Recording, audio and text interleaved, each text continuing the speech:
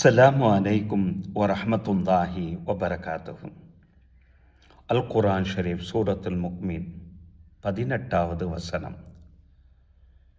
மாவில் வாலிமீன மின் ஹமீம். மார்க்கத்தின் பெயரால் வரம்பு மீறி அநீதம் இழைக்கக்கூடிய எந்த ஒரு நபரும் மறுமை நாளில் உற்ற நண்பர்களை அவர்கள் பெற்றுக்கொள்ள மாட்டார்கள். வலா ஷஃபியின் யுத்தா.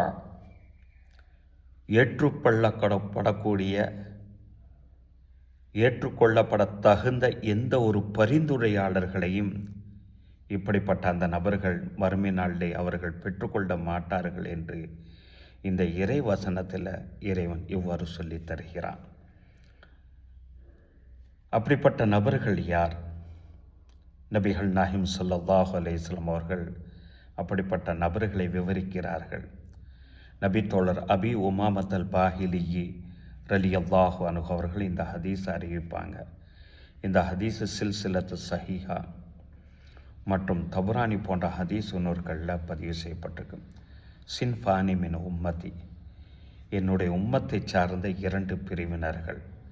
லன் தனாலுஹுமா ஷஃபாதி யௌமல் கியாமா.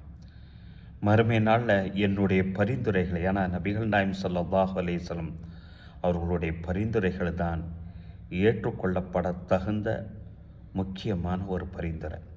அதை ரசூலுல்லாஹ் சொல்கிறாங்க, லன் தனாலுஹுமா ஷஃபாதி யௌமல் கியாமா. மறுமை நாளில் என்னுடைய பரிந்துரைகள் இந்த 2 பிரிவினர்களும் ஒரு காலம் அடைந்து கொள்ள மாட்டார்கள் என்று சொல்லிவிட்ட நபி ஸல்லல்லாஹு அலைஹி வஸல்லம் அதற்குண்டான விளக்கத்தை தர்றாங்க.